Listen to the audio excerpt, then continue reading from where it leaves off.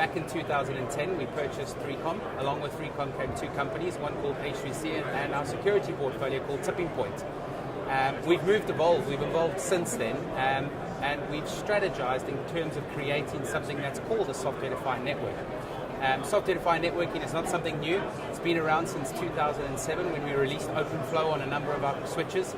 Commercially, it was released a number of years later, but that is the fundamental piece that drives software-defined networking for all vendors, not just HP. Right. So how does what you've got now, the product, how does that relate to kind of the old guards that came before in 2007? And we've got a good analogy. I mean, where software-defined networking is taking networking is what virtualization did to the server market 10 years ago. 10 years ago, one server platform meant that you could have one function for a server. With virtualization and hypervisors, you were able to put more workloads on a physical server. With networking, we're able to do something similar now. Software-defined networking abstracts the network and the data plane, allowing us to have networks and applications dynamically request resources from the network, and when it's finished, give the resource back. And that's something that's very different. We used to be networks being very static, where now it's all about dynamic allocation. And that flexibility. Absolutely. Flexibility is so important in a network today. It's so good to see that applications are now able to request resources instead of the network saying, you are constricted by what I am telling you to have. I mean, because obviously there's so many benefits to it. I mean, if a business was to implement an SDN strategy, what could they expect to see in return? Well, it's down to man hours. If you think about it, the one that we're talking about here today is our Microsoft Link SDN application, and that is the dynamic provisioning of quality of service across an entire network. Let's put that into a real case. Let's say you have a university that currently has 150, 200 switches. To dynamically allocate network resources is something that is going to save hundreds and hundreds of man hours compared to the way that we're used to doing it, which is manually configuring that quality of service on each of those switches individually. Now, yes, we could use management tools, and that could increase the time frame or reduce the time frame to make sure that we can provision it. However, there is still that manual provisioning. Why not allow the application to request resources as and when it requires it? It's an interesting idea, but there's a lot of challenges I can imagine for implementing that. I mean, what are some of the challenges? Absolutely. So there are going to be a lot of challenges for a lot of companies going forward.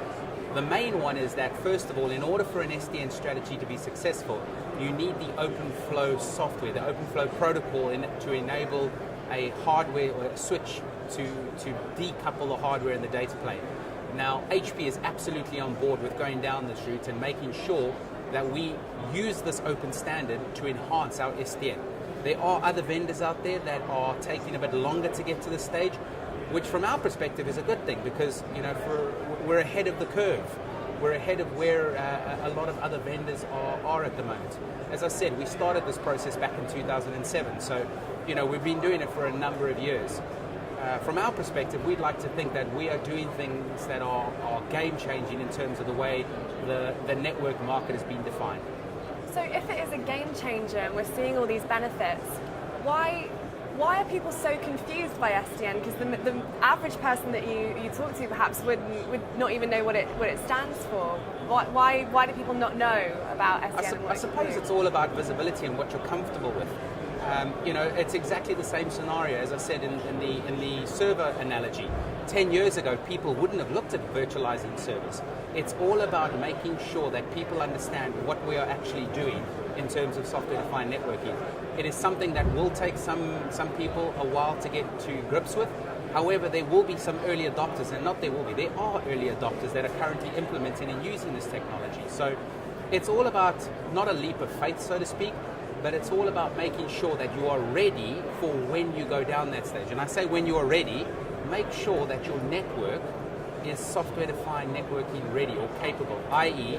choose a vendor that is implementing the OpenFlow protocol on the hardware. I mean, are there any other key benefits that, apart from the cost and flexibility, that we can see? So when we think about SDN, we are not confined by what applications you have today. It's basically how far can you think. are you the next person, are you the next company that is going to develop an application that is going to solve your or another business problem that they have? So, the sky's the limit in terms of SDN. It's something that is absolutely, it's not a matter of if, it's a matter of when we will start utilizing SDN in force. How do you make your infrastructure ready? How can you set up these? It's all about the OpenFlow protocol. Choose a vendor that utilizes the OpenFlow protocol.